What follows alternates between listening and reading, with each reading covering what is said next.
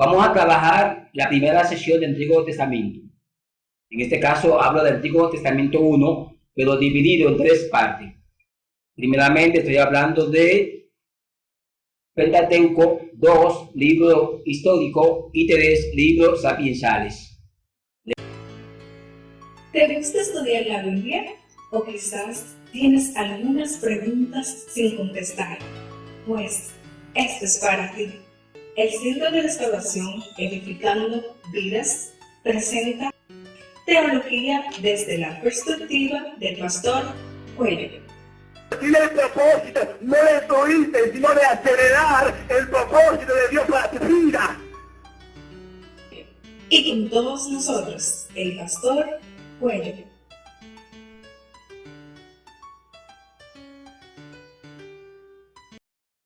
Damos gracias a Dios en esta noche. Iniciamos una nueva materia. En este caso estamos hablando Antiguo Testamento 1. Bendecimos a nuestra hermana Mariela, que nos reporta la sintonía a través de la aplicación. Vamos a trabajar la primera sesión del Antiguo Testamento. En este caso hablo del Antiguo Testamento 1, pero dividido en 3 partes. Primeramente estoy hablando de Pentateuco, 2 libros históricos y 3 libros sapienciales. Recuerdo que mi hermana Esther había preguntado sobre la palabra sapienciales. Habíamos dicho que tiene que ver, está ligada a la palabra sabiduría o libros de sabiduría, que viene siendo lo mismo. Obviamente, en esos 3 grupos, reitero, hablando de Pentateuco, 2 libros históricos y 3 libros sapienciales, no están los 39 libros, porque la parte restante, hablando en este caso de profetas mayores y profetas menores, están incluidos en Antiguo Testamento 2, que se va a trabajar en diciembre. ¿Qué es lo que vamos a ver en estas 3 sesiones? Número 1, como siempre, vamos a trabajar la parte de los escritores de cada uno de esos libros. Número 2, la fecha. Número 3, su contenido. El número 4, vamos a trabajar lo que sería el tema central. No vamos a trabajar la parte del bosquejo, porque imagínense, trabajar en este caso, estaríamos hablando de 5 libros del Pentateuco, 12 libros de la parte histórica, serían 17, y 5 libros de los sapienciales, serían 22 libros. Sí. Trabajar los bosquejos de 22 libros nos va a tomar bastante tiempo. Ahora, los bosquejos obviamente van a variar de acuerdo a la Biblia de estudio, de acuerdo al comentario. Sí. Aunque la variación no es mucha. De manera que vamos a concentrarnos en los escritores. Noten que no dije autores, dije escritores. Porque como habíamos tocado, ok, dime Michael. Sí, eso mismo que usted iba a indicar, como en la segunda materia, bueno, la primera técnicamente en cuanto a teología, tratamos en Introducción a la Biblia que Dios es el autor de la palabra inspirada. Claro, eso es, como tú decías, con relación a la Biblia. Ahora, en sentido general, se usa la palabra o se le aplica autor al que en realidad es el creador de la obra. Es una obra literaria, una obra de arte y demás. Entonces, retomando, decía que vamos a enfocarnos en esos elementos, los escritores, la fecha. Hay un punto importante que vamos a enfocar bastante, es la parte del contexto histórico.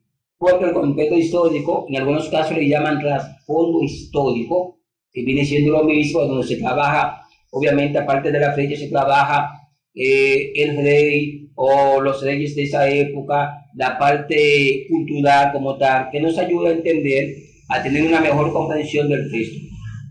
También, como decía, vamos a trabajar el tema central, porque cada libro tiene un tema central y, por supuesto, su contenido en sentido general, porque aparte del tema central, abordan otros temas.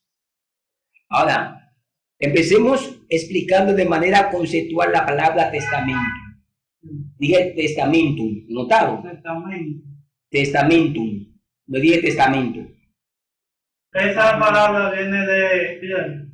No. Recuerden que aquí vamos a basarnos por ahora hablando de el hebreo, porque estamos hablando del Antiguo Testamento. Sí. Ahora, cuando hablemos del Nuevo, vamos a tomar el término griego como tal. Pero en este caso yo dije la palabra testamentum. Y tal vez se pudiera pensar que hubo una ligera equivocación, que debí decir testamento. Sin embargo, la palabra latín que se usa para testamento es testamentum. Y la palabra hebrea sería la palabra beri. Ahora, ¿cuál es la diferencia? Empecemos a explicar. No es lo mismo decir testamento o decir testamentum que decir beri en hebreo. Hay una gran diferencia. Por ejemplo, cuando se habla de testamentum, se está hablando de la voluntad de un testador. ¿Quién es el testador? El testador es el autor del testamento. Los herederos son las personas, en este caso, que el testador o el autor del testamento incluye. Sin embargo, hay una característica que tiene el testamento y es, o testamentum en latín, y es que entra en vigencia cuando muere ¿quién? Muere el autor o el testador. Exacto. Mientras él está en vida, las personas que están incluidas en el testamento no pueden disfrutar de los bienes o de la voluntad del testador. Porque yo digo que no es lo mismo entonces decir en hebreo beri, que es la palabra que se usa en el Antiguo Testamento para referirse a esa parte de la Biblia. Porque en el caso bíblico tiene mucha diferencia al caso latino. Ejemplo, en el caso bíblico, ¿quién es el autor del testamento?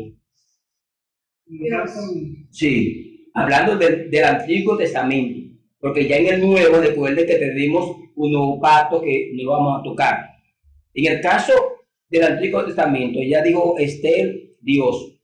Ahora viene el detalle. Si tomamos la palabra latín, testamentum, hasta que no muera el testador, las personas no pueden recibir la herencia. Por eso Esther ha dicho que bíblicamente es Dios el testador. Pero ¿en qué sentido? En el sentido que eres el autor, pero Dios siempre vive por la eternidad. Sí. Por eso que estoy diciendo que no es lo mismo decir testamento, aunque sea acuñado el término. El contexto bíblico básicamente tiene un significado o una aplicación distinta a la que se aplica fuera de. Exacto, aunque hay algunos elementos que son similares. Okay. Uno de ellos, ejemplo, hablando de la herencia, hablando de la voluntad del testador, pero en cuanto a la vigencia del testamento, difieren, porque reitero, en latín el testador tiene que morir. Sin embargo, en el contexto bíblico, Dios vive por la eternidad y por los siglos de los siglos. Por eso que en el Antiguo Testamento hablamos de alianza, hablamos de pacto. Esa es la palabra testamento. Y ustedes van a decir, pero entonces, ¿por qué se maneja la palabra testamento y no se dice pacto, alianza? Bueno, eso tiene que ver básicamente con las traducciones, pero no sería correcto. Lo correcto sería entonces hablar de qué? De alianza, hablar de acuerdo, hablar de un pacto, que no es lo mismo. Es decir, que teológicamente no es lo mismo hablar de el acuerdo que Dios ha hecho que decir, no, Dios hizo un testamento. Por eso cuando se habla en este caso, se habla de el antiguo pacto, no tiene la misma connotación que decir el Antiguo Testamento. Es bueno que tomen esa gran diferencia en consideración, porque para fines general la gente seguirá diciendo, vamos a leer en el Antiguo Testamento, y no hay problema. Ahora, si usted está enseñando teológicamente, está hablando del Antiguo Pacto, lo ideal que usted sepa esa diferencia. y pueda de manera conceptual manejarla. Porque imagínense por un segundo, que usted esté hablando en una conferencia, en un estudio bíblico, y esté hablando, no, porque Dios hizo un testamento, el antiguo pacto, y la gente le pregunte, sí, pero ¿cuál es la diferencia de testamento y pacto? Pues esa es la gran diferencia, que en el caso de la palabra reitero, la palabra latín testamentum, hay una voluntad. Esa voluntad entra en vigencia cuando muere el autor o el testador. En el caso del pacto no es así. Dios simplemente hace un acuerdo, hace una alianza. Y Dios es el que pone las condiciones de ese acuerdo. Y eso es lo interesante. Por eso quiero darle un detalle que no está incluido en el material. Hablando del antiguo pacto, porque eso es, técnicamente, eso es el Antiguo Testamento. Hubo un elemento central que Dios estableció como la señal de ese acuerdo, ese pacto. No estoy hablando de los diferentes pactos que hizo, iniciando con quién. En el caso de Abraham, se le llama el pacto abrahámico, o el pacto que hizo con Moisés, o el pacto que hizo con David. No, estoy hablando del pacto en sentido general. En este caso, si hablo en sentido general, recuerden que todos esos pactos, aunque Dios haya seleccionado a una persona, en este caso Abraham, en otro caso a Moisés, a David, todos giraban alrededor del pueblo de Israel. Eso es importante que lo tomen en cuenta. Pero como decimos, alguien tenía que representar la parte humana. En este caso, Moisés representó en un momento dado la parte humana, pero también lo hizo Abraham en su momento y lo hizo David. De manera que en el Nuevo Testamento, cuando se habla del nuevo pacto, se habla de un mejor pacto y un mediador, en este caso Jesucristo. Solamente lo menciono para tomar la idea, porque cuando hablemos del Nuevo Testamento, entonces hablaríamos más ampliamente de Jesucristo como mediador. Pero volviendo al antiguo pacto, noten que no diga Antiguo Testamento, para que ya se vayan acostumbrando. Volviendo al antiguo pacto, hay un detalle, que Dios siempre tenía que buscar un mediador, alguien que mediara, alguien que intercediera, alguien que fuera la cara del pueblo. ¿Por qué la cara del pueblo?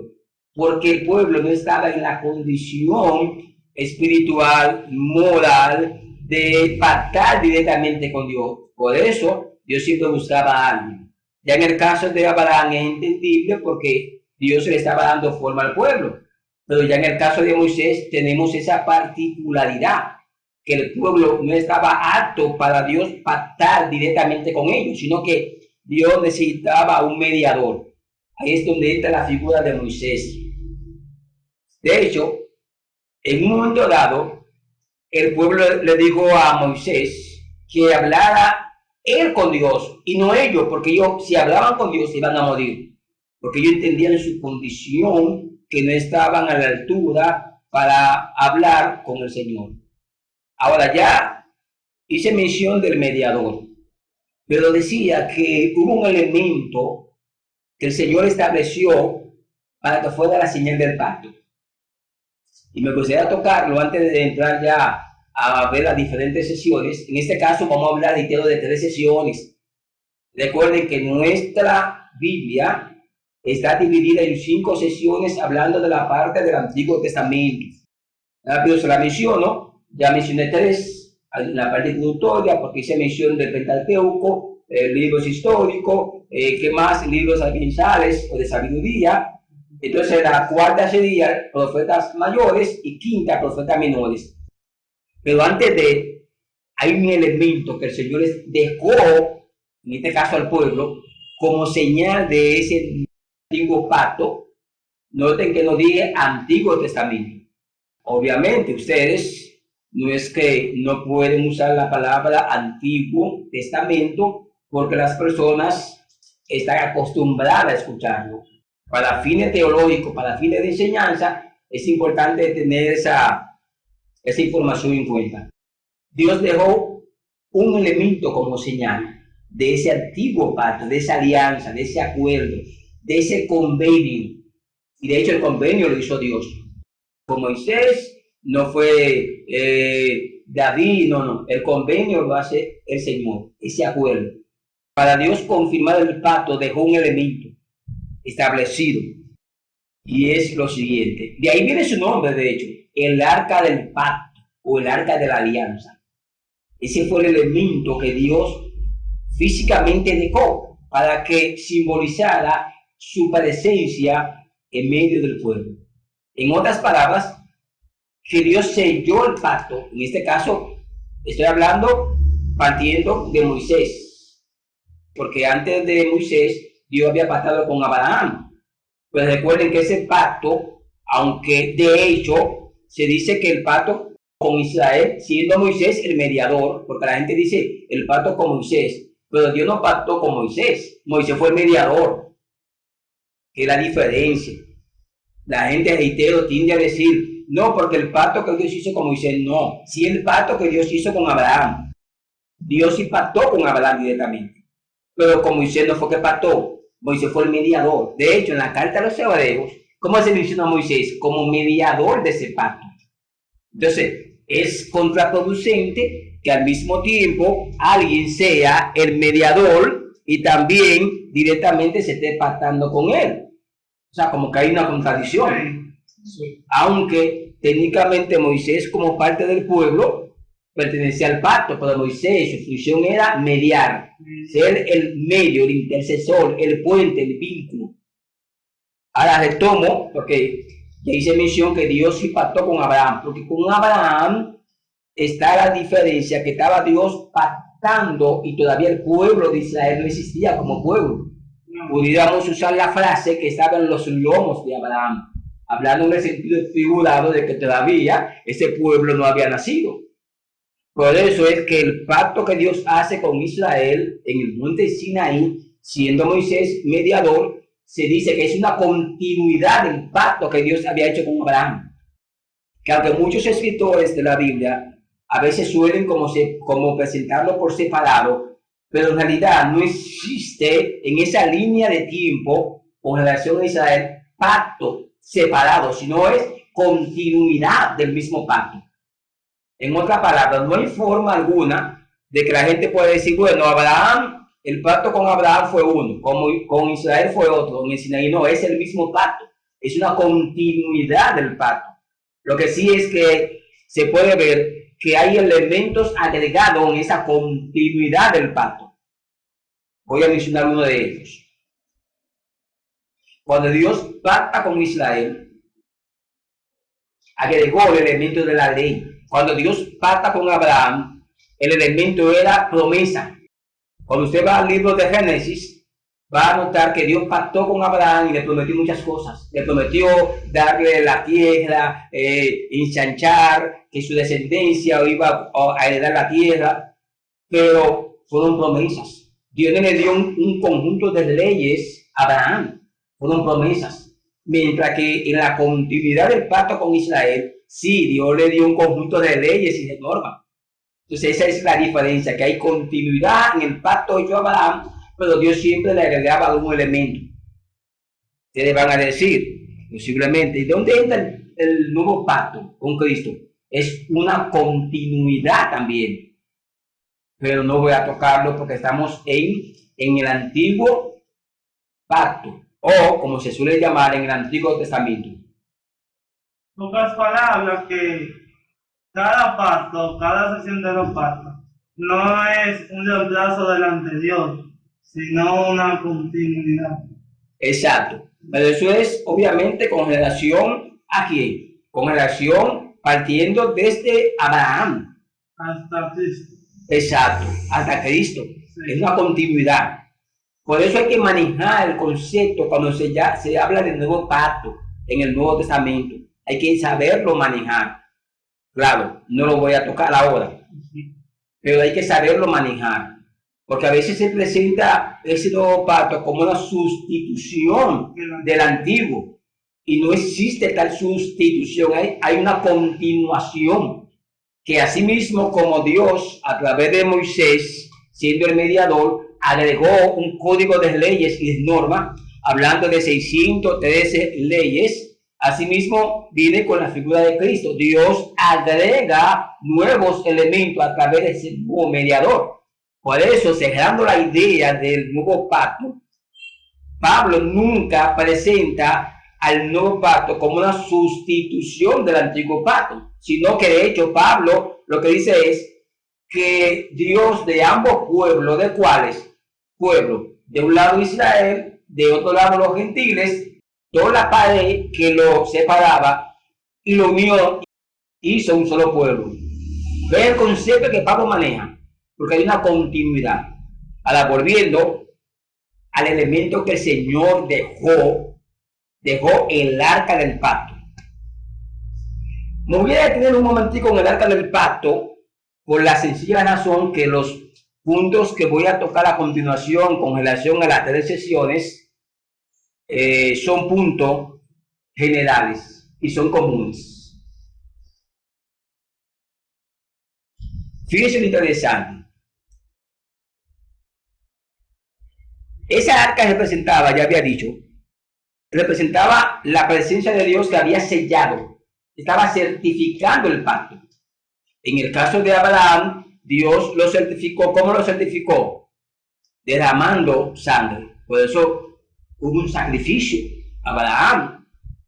Pero ya en el caso de Moisés, Dios lo certificó con su presencia. Note que en el monte Sinaí, cuando estaba pactando con Israel, no hubo sacrificio como tal, porque la misma presencia de Dios estaba certificando ese pacto, simbolizada, reflejada en el arca del pacto. ¿Por qué el arca del pacto? Fíjense qué interesante. Dios no hace nada al azar. Todo lo que Dios hace tiene un propósito y está interconectado por la eternidad. No, voy a cambiar la palabra eternidad. Está interconectado desde la persistencia con su plan. Note que dije plan, porque Dios no tiene 2 planes, Dios tiene un solo plan. Y a veces se quiere presentar a Dios como que tiene varios, no, Él tiene un solo plan. Ahora que dentro de ese plan tiene varias etapas, y por eso van a notar que la Biblia dice que la misma creación está esperando ser ¿qué? Esperando ser restaurada. Redimida la misma creación. ¿Por qué? Porque dentro del plan de salvación, la creación está incluida. Pero la gente además se enfoca en ¿qué? En el ser humano. Pero la creación está incluida porque dice que la creación gime también. Dice Romanos 8:22. Porque sabemos que toda la creación gime a una y a una está con dolores de parto hasta ahora. Y luego dice, y no solo ella, sino que también nosotros mismos, que tenemos las primicias del Espíritu, nosotros también gemimos dentro de nosotros mismos, esperando la adopción, la redención de nuestro cuerpo. Cuando usted lee, se da cuenta que también la creación va a ser afectada con ese plan, porque está dentro del plan. Pero ese es otro punto, que no estamos hablando de creacionismo, pero quería darle la idea. Pero me interesa es la parte del arca. ¿Por qué el arca? ¿Por qué la estructura y los elementos que contiene el arca? Que el arca era lo que sellaba o simbolizaba, en este caso, la presencia de Dios en medio del pueblo. Y era tan así que cuando el arca no estaba, el pueblo entendía literalmente que Dios lo había abandonado. Literalmente. Entonces, Dios selló. Cómo la Biblia maneja el concepto del pacto y la alianza de ese momento, de ese tiempo. ¿Cómo lo maneja? Porque lo maneja de una manera muy diferente a como a veces se plantea cuando se habla de la materia Antiguo Testamento. Porque creo que debería llamarse Antiguo Pacto, haciendo honor a la etimología y a las implicaciones de ese acuerdo que Dios hace con todo ese pueblo, que primeramente lo hace con ¿quién? Con Abraham, y es refrendado con todo el pueblo en el monte Sinaí, teniendo a Moisés como mediador. Pero vamos al arca, que yo sé que ustedes están bien inquietados, están haciendo mucho énfasis en el arca. En el arca quiero resaltar 4 elementos básicos. 4. Había 3 dentro y un elemento o 2, sí, era uno básicamente, que estaba en el exterior del arca. 3 en el interior y 1 en el exterior. Hablemos primero con lo que estaban en el interior. Dentro del arca había 3 elementos. Número 1, no importa el orden, pero estaban esos 3 elementos. La vara de Aarón que había reverdecido. Número 2, estaba el maná. Estaba un poco del maná que Dios le había dado al pueblo.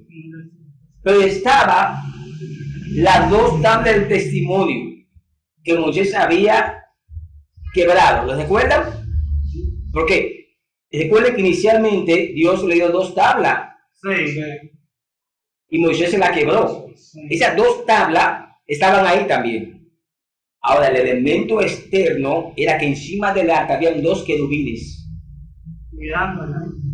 Cuidando el arca. Y eso es lo interesante, la profundidad de ese pacto.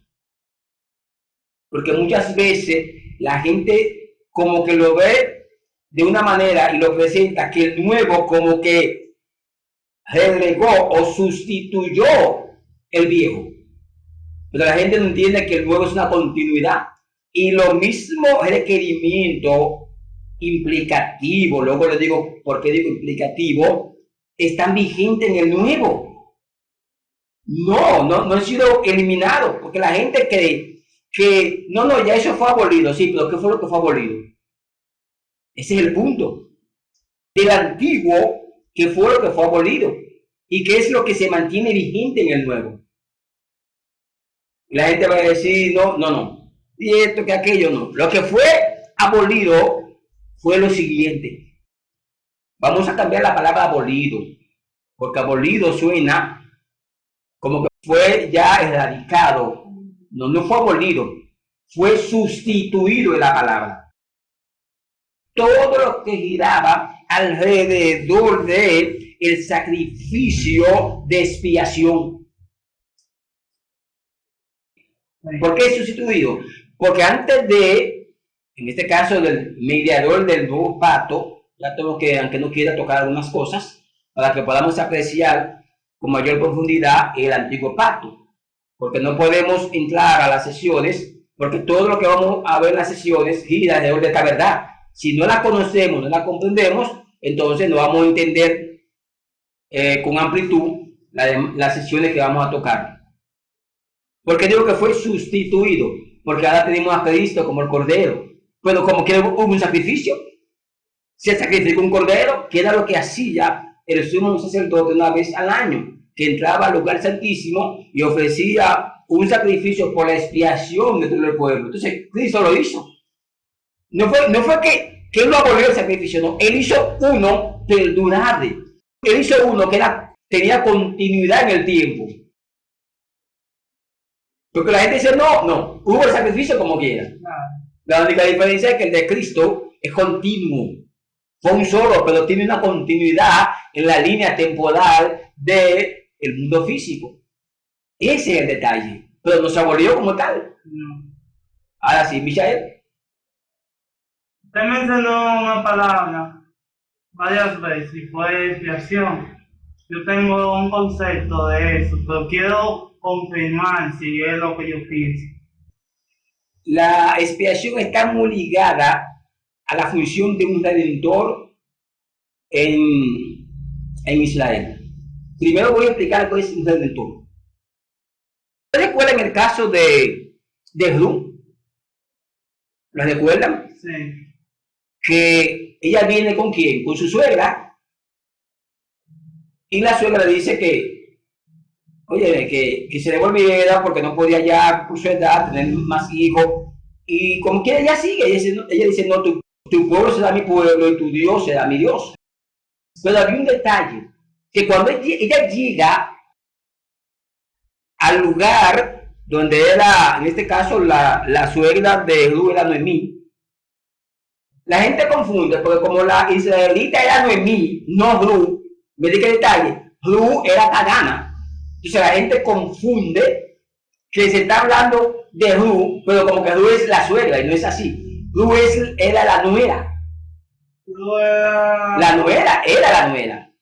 Sí, porque digo que era porque el esposo de ella, que era hijo de Noemí, había fallecido. Entonces era una nuera de Noemí. Entonces, ¿qué pasa? ¿Cuál era la ley de redención en Israel establecida en la Biblia? Que el pariente más próximo, por ejemplo, están 3 hermanos. El hermano mayor era que podía redimir, ya sea comprar esa propiedad, comprar esa casa, liberar ese esclavo. Caso hipotético, vamos a suponer, alguien había hipotecado, porque en esa época se hacía eso, no se llamaba hipoteca, pero una persona podía arrendar su tierra o vender su tierra, y Dios había establecido que después de un tiempo esa tierra se podía rescatar, o también esa persona se podía rescatar porque también se vendía persona. ¿Ustedes recuerdan, por ejemplo, cuando el caso de Eliseo, que le dice la viuda que el acreedor venía a tomar sus 2 hijos porque tenía una deuda, para que esos hijos pudieran ser liberados después que se lo llevara al acreedor? El pariente más cercano de ellos era que podía hacerlo. Ahora, volviendo al ejemplo de la tierra, suponiendo la persona vendió la tierra o la hipotecó, como decimos acá, pero él moría esa persona antes del plazo. El familiar más cercano, en este caso, estamos hablando de 3 tíos del fallecido, del que era dueño de la tierra. ¿Quién podía, en orden? El tío más cercano era el que podía ir y redimir o comprar de nuevo la tierra. Pero entonces, vamos a suponer que había un tío que tenía, era tío primero, porque recuérdense que en esa época no se usaba tío primero ni tío segundo, simplemente se decía el familiar más cercano. Pero vamos a decir el tío primero, que era el primer tío, ese sí podía. Pero si él decía, no me interesa esa tierra, ahí donde el tío segundo podía ir a comprar la tierra. Pero el tío segundo decía, no me interesa, entonces ahí el tío tercero podía. Eso mismo pasó en este caso, ¿con quién? Con la tierra que le pertenecía a quién, que le pertenecía a la familia de Noemí. Pero había un detalle, que no era vos que le tocaba redimir la tierra, porque había uno que estaba antes que vos, un familiar.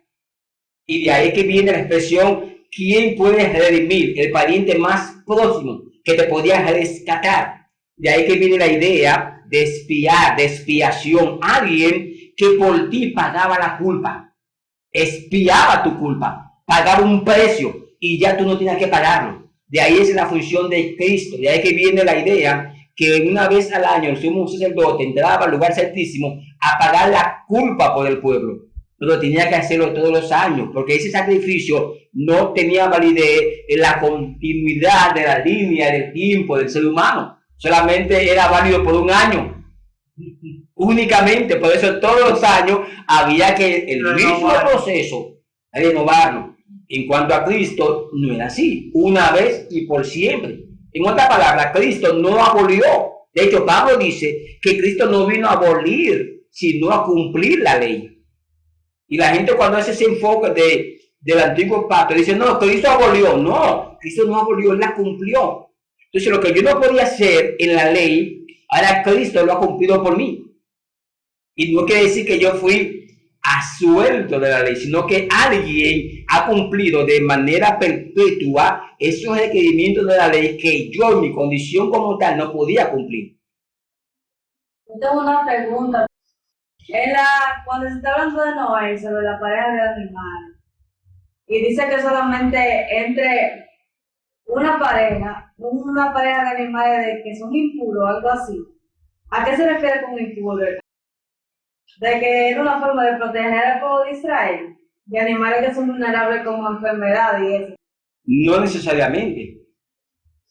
Aunque claro está, podía darse el caso en algunos animales, pero cuando se llama impuro en realidad era por el tipo de animal. Ejemplo, la cantidad de pezuñas que tenían. Y técnicamente el animal impuro no se usaba para el sacrificio. Ejemplo, la oveja es pura, se usaba para el sacrificio. Para Israel la palabra impuro siempre está ligado a aquello que no estaba dedicado, no se podía consagrar al Señor. Las naciones paganas usaban cierto tipo de animales. ¿Para qué? Para sacrificarlos a sus dioses. Ejemplo, el cerdo, para que tengamos una idea. Recuerden que cuando Antíoco Epifanio IV fue a profanar el templo, ¿qué fue lo que sacrificó? No sacrificó una oveja, sacrificó un cerdo, según la tradición. Número 1, él no estaba apto. Número 2, sacrificó un cerdo. Y número 3, ¿a quién se lo sacrificó? Que tampoco fue a Dios. Pero aún así, si lo hubiera sacrificado a Dios, y seguía siendo un sacrificio impuro, con los elementos que envolvía. Dependiendo al Dios que se iba a dar sacrificio, también se clasificaba cierto tipo de animal para ese tipo de Dios. Entonces Dios viene y dice, no. Es como si Dios estuviera diciendo, ok, las naciones paganas le sacrifican cerdo a los dioses, a mí sacrifique mi oveja. Porque de hecho, cuando tú analizas lo que representa la oveja, ¿qué representa? Pureza. ¿Qué representa? Un animal manso. ¿Qué representa? Un animal obediente. Pero cuando tú vas a un cerdo, ¿qué cerdo representa por lo que come? Impuro también. Impureza, porque ¿qué consume un cerdo? No, en esa época no consumió lo mismo que la oveja, pero Dios hasta eso se cuidó de que no se usara elementos dentro del sacrificio que ya otras naciones usaban. Por eso Dios es enfático. Y entonces establece un listado del tipo de animal que se podía usar en su sacrificio para él distanciarse de las naciones. También comenzarían tal vez a comerse los sacrificados a los dioses. Bueno, no tanto así, porque recuérdate que Dios había establecido cierta parte del animal que los sacerdotes podían consumir. Entre las que Dios prohibió, obviamente, la sangre. Estaba prohibida rotundamente por el Señor consumir sangre por dos razones fundamentales. Número 1, una tenía que ver porque en la sangre está la vida, y número 2, porque eso era parte de los rituales paganos, de beberse, es decir, que el que estaba haciendo el ritual se bebía la sangre también. Una parte la rociaba y otra parte se la bebía. Y ahí vuelvo de todo. Ve cómo Dios se sigue distanciando, diciendo que ustedes me van a sacrificar, pero fíjense cómo lo van a hacer, el tipo de animal que quiero y en qué orden tienen que hacerlo. Noten que cuando Elías está en el monte Carmelo con los profetas de Baal, ellos se cortaban los profetas. Sí. Sin embargo, Dios no le estableció eso a los sacerdotes. De hecho, cuando uno va al libro de Éxodo, que es donde Dios describe con más precisión todos los requerimientos de los sacerdotes, ahí Dios le estableció la línea, incluso hasta la línea del tipo de incienso que iban a usar. Que dijo que Dios entonces mató a 2 hijos de Aarón porque estaban ofreciendo fuego extraño. ¿Cuál es el fuego extraño? Porque estaban usando elementos que el Señor no lo había establecido para hacer ese fuego. Señores, estamos hablando de un pueblo que duró, ¿cuántos años duró ese pueblo en Egipto? Duró más o menos 430 años.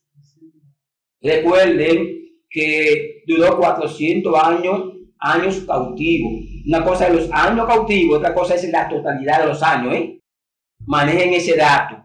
Recuerden que cuando Israel, en este caso hablo de Israel, de Jacob, el padre de José, se muda a Gosén, recuerden que duraron unos años ahí tranquilo en paz. Y después dicen esos dos que había fallecido José y toda aquella generación que conocía a José. De ahí es que viene la esclavitud, es decir, que los primeros 30 años ellos no eran esclavos. Por eso no podemos contar toda la estadía como que fue de esclavitud. 30 años libre. Más o menos. Y después 400 años. Exacto. Decimos alrededor porque no podemos con precisión decir que fueron, pero más o menos alrededor de 30 años. ¿Qué aprendieron? Toda esta la muestra con el problema de cuando hacen el becerro de oro. Por eso Dios le da unos lineamientos, porque ya sabe que hay una conducta aprendida de Egipto, de los dioses y paganismo. Dice, no, a mí me van a sacrificar la oveja, me van a sacrificar tal cosa. Y Dios marcó una separación. Volviendo a los elementos del arca del pacto, primero rápido, expliquemos los 3 elementos que están internamente. porque retomo, todo lo que se va a tocar, no solamente en el Antiguo Testamento 1, Antiguo Testamento 2, la base tiene que ver con lo que estamos explicando. Si entendemos esta base, lo demás se va a entender con más facilidad. ¿Por qué Deuteronomio? ¿Por qué Levítico? ¿Por qué el libro de Éxodo? ¿Por qué los profetas y demás? Volvemos a los tres elementos. Bueno, voy a empezar por la vara de Aarón. Ustedes saben la historia de la vara de Aarón. ¿Qué pasó?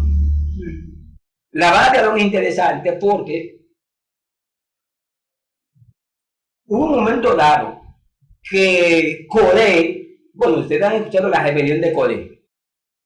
El punto es que Coré había dicho que no solamente Dios hablaba a través de Aarón y de Moisés. Se hizo una rebelión, hubo un tumulto, se reunió con varios cabecillas del pueblo y se levantaron en contra de Moisés y de Aarón. Y ahí es donde Dios le dice a Moisés que cortara una vara por cada príncipe. En este caso, la vara de Aarón estaba representando a la tribu de Leví. Entonces, como eran 12 tribus, serían 12 varas. Y Dios se le dice, córtala y ponla a la puerta del tabernáculo. La que florezca al día siguiente. Que en términos, hablando de botánica, eso es imposible. Corte una vara de ese árbol y que al día siguiente florezca. Es un proceso. Y Dios dice, la vara que florezca, ese yo escogí. Es decir, que hubo intervención divina. Claro, pero lo interesante es que hay una palabra de Dios a Moisés, y Moisés la transmite al pueblo de la vara, pero hay un punto también de juicio. Moisés le dice que se abriera la tierra, literalmente. Y justamente eso fue lo que pasó. Cuando van al día siguiente, que van a buscar las 12 varas, la única que había reverdecido era de Aarón. La única. Y así mismo, literalmente dice la Biblia que se abrió la tierra y se tragó a Coré y a todos los que estaban dentro de esa rebelión. Por eso esa vara representa dentro del pacto. ¿Qué representa? Rebelión. Ustedes van a decir, ¿qué tiene esto que ver entonces con los demás libros? En este caso, los 5 libros del Pentateuco, o mejor dicho, los 3 libros siguientes, porque se narra en uno de ellos. ¿Y qué tiene que ver entonces con los demás libros? Ustedes notan siempre el pueblo de Dios, ¿cómo estuvo? De rebelión en rebelión. Sin embargo, ¿por qué Dios no consumió, no exterminó de por vida a Israel? Por la promesa que le hizo Abraham. Exacto, por la promesa que le hizo Abraham. Por eso fue que Dios tuvo que sellar el pacto con su presencia para no consumir a ese pueblo.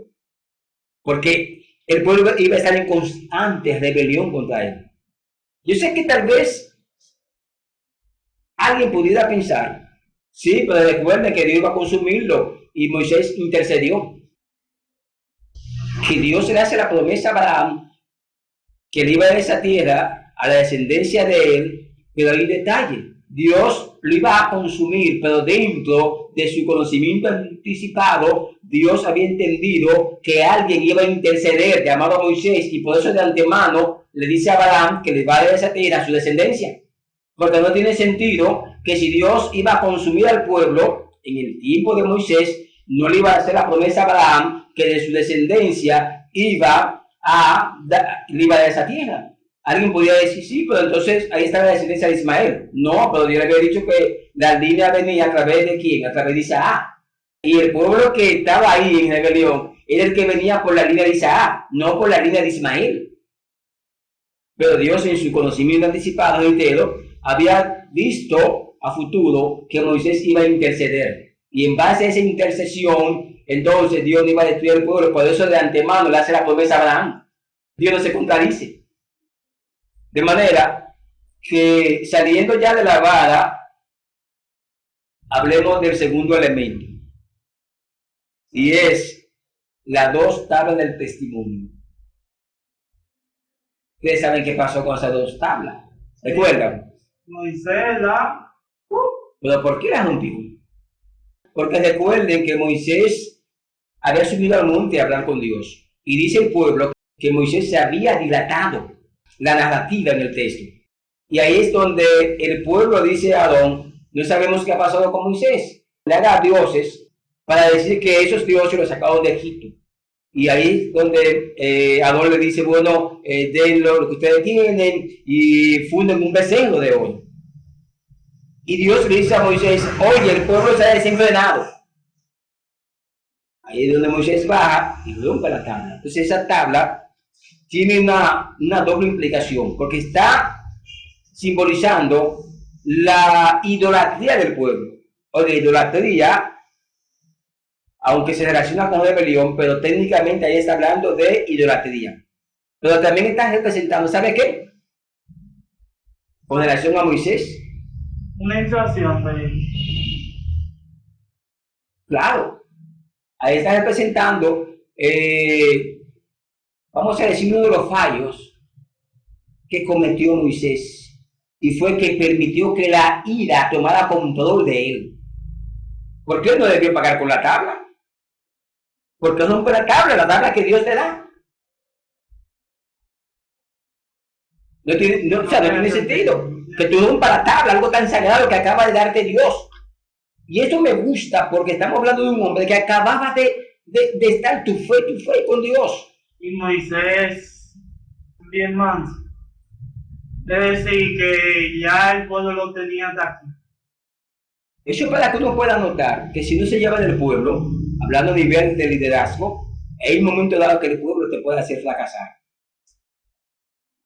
Y Moisés también, que era un buen líder. Exacto. Y tenía una comunión con Dios extraordinaria. No se puede decir que tiene una comunión extraordinaria.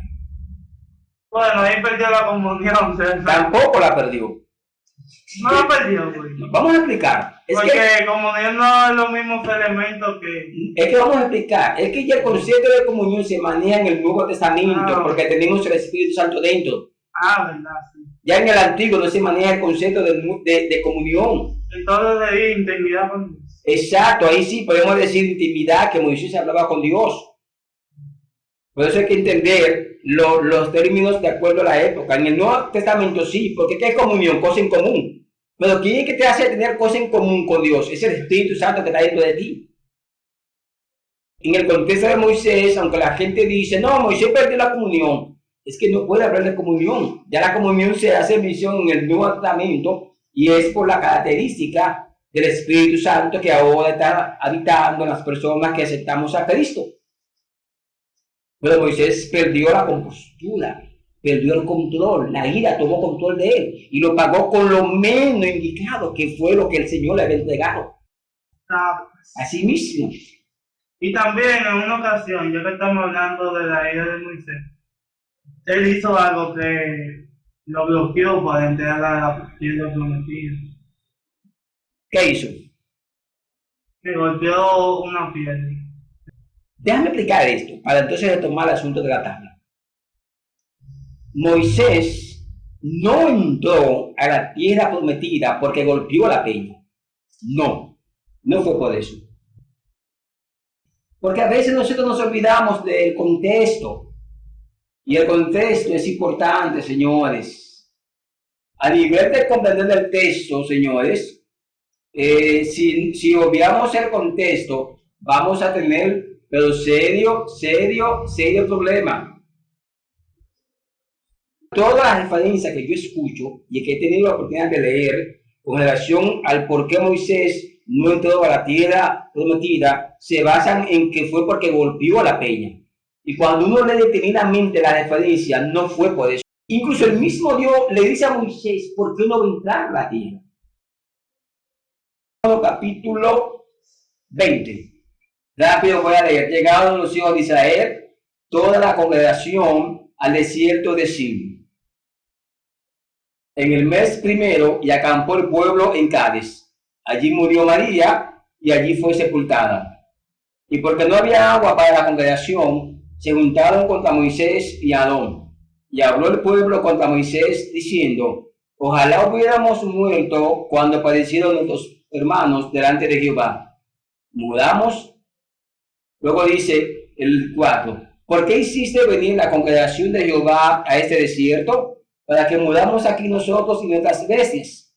¿Y por qué nos ha hecho subir de Egipto para traernos a este mal lugar?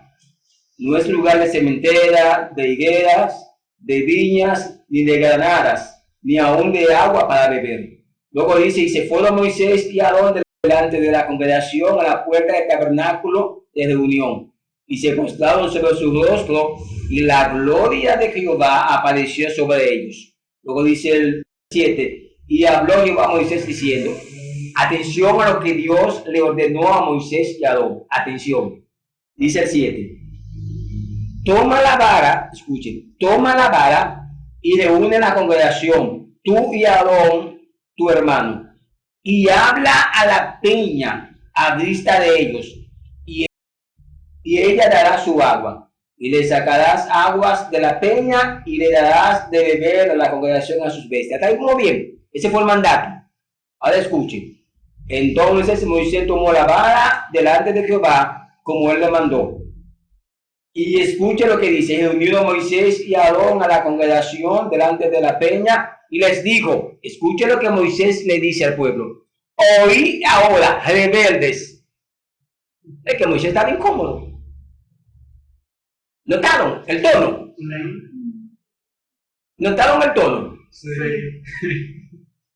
Ay, ay, ay. Ahora, Escuche lo que viene. Ahora hay una pregunta. ¿Os hemos de hacer salir aguas de esta peña? Porque la pregunta que Moisés le hace al pueblo, se la voy a leer de nuevo. Está el versículo 10. ¿Os hemos de hacer salir aguas de esta peña? Una pregunta que le están haciendo. Moisés primero le insulta, porque el hombre está incómodo ya. Ahora escuchen lo que sigue diciendo. Entonces Moisés alzó su mano y golpeó la peña con su vara 2 veces y salieron muchas aguas y bebió la congregación y sus bestias. Si nos quedamos ahí y tomamos el mandato que Dios le dijo que le abre la peña, vamos a decir, Moisés golpeó la peña, por eso le entró. Vamos a ver si es cierto ahora. Versículo 12. Y Jehová dijo a Moisés, escuchen bien, y Jehová dijo a Moisés y a Aarón, por cuanto no creíste en mí, le dice. Ahí viene la otra parte. Versículo 12. Para santificarme delante de los hijos de Israel, por tanto, no meteréis esta congregación en la tierra que les... ¿Lo leyeron? Yo no mencioné por golpearte la peña. No lo mencionó. Nada más él dijo, por cuanto no creéis en mí, para santificarme. ¿Sabe qué significa santificarme? Señores, Moisés le está preguntando al pueblo que si él y Aarón pueden hacer que salga de la peña. Y ahora Dios le dice, está bien, yo soy milagro, pero tú no me santificaste delante de Israel. Señores, Dios lo que está diciendo a Moisés, óyeme, tú pusiste al pueblo a dudar. Tú le estás diciendo al pueblo que si tú y Aarón podían hacer salir agua de la peña. Y ese podemos no es cuando tú le dices, alguien viene de ti, te dice tal cosa y tú dices, yo no puedo, no. Esa expresión combinada con santificarme era que en el momento Moisés le está diciendo que si ellos podían hacer salir agua de la peña. Es como cuando te lleva a un enfermo y tú dices, yo voy a orar porque se va a sanar si yo oro. Si tú oras, se va a sanar. Que si otra gente ora, no se sana. Es como cuando tú dices, yo soy el hombre del momento, punto. Lo estoy extrapolando a esta época. Por eso Dios le dice a Moisés, Dios no le dice, por cuanto tú no le hablaste a la peña, no. Por cuanto no santificaste mi nombre. Y un estudio minucioso de la palabra santificar es reconocer a Dios en el milagro. Y Dios le está diciendo, mira, tú como que sembraste como cierta duda. Tú como que, en esa pregunta, tú como que estabas inclinando a que se fijaran en ti y en Aarón. Sí, para no irse más serio, lo mismo que pasa en este tiempo. Que llega un momento dado que el instrumento hace que la gente se fije en él y no en aquel que usa el instrumento. Volvamos rápidamente a lo que sería las dos tablas del testimonio. Ya sabemos que las dos tablas del testimonio, ¿qué representan? Representa no solamente la idolatría, representa el detalle de que Moisés permitió que la ira tomara control de él y rompió lo que Dios le había enviado. Ya para terminar con los elementos internos, falta uno. ¿Saben cuál es? El maná. El maná. Sé porque le dio en el desierto, sí. El Señor le dio pan. Y posteriormente ya se le ha acuñado el término maná.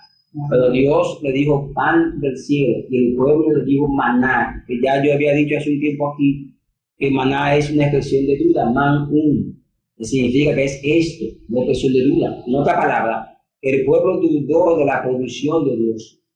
Entonces, en esos tres elementos tenemos la duda, la rebelión y la idolatría. Y claro, el fallo de Moisés como líder. Si nosotros notamos, esas cuatro vertientes fueron las que caracterizaron a Israel. Siempre dudaban, siempre rebelión, siempre idolatría, siempre muchos de los líderes decían y cedían a la presión del pueblo. Y eso no solamente pasó en la trayectoria de Israel, los 40 años que duró en el desierto, no, en toda la historia de Israel ha pasado eso, hasta el momento de la deportación, que eso fue lo que selló ya que el pueblo no siguiera en esa situación, cuando fueron esparcidos, fueron deportados. Pero todos esos años fueron años de que uno lee la historia de los jueces, que dice de apostasía, de rebelión, de manera que cerrando ya hablemos del elemento externo. El arca del pacto arriba tenía dos querubines. La palabra querubín es la palabra hebrea querub, que significa protector. Entonces, ¿qué estaban protegiendo? El arca. En este caso, si podemos verlo de esta manera, ellos se encargaban de derramar juicio. ¿A quién? A las personas que se acercaban al arca, que no debían acercarse. ¿Ustedes recuerdan el caso de los filisteos, cuando se llevaron el arca? ¿Qué pasó con las ciudades donde el arca llegaba? Plaga, de tumores, de ratón. Y por último, ¿qué pasó cuando David quería mover el arca? Que la puso en un carro nuevo, que dice que los bueyes parciaron y Usa fue a agarrar el arca. Dice que Dios lo mató. ¿Quién lo mató? Los querubines. Ahora, obviamente, que algunas personas dicen, y eso tiene su implicación, de que el arca debía ser cargada, según la Biblia, por los levitas con vara de acacia en los hombros. Sí, pero aquí estamos viendo el punto que Usa fue a poner la mano al arca. De manera que esa es la función de los querubines. Así que toda la trayectoria de todos los libros que componen lo que nosotros llamamos en nuestra Biblia, Antiguo Testamento, descansa sobre lo que les expliqué, cómo funciona el Antiguo Pacto en Israel. Pues entonces concluimos. Llegamos a la parte final de su programa. Teología desde la perspectiva del pastor Cuello. Hasta una próxima entrega. Shalom.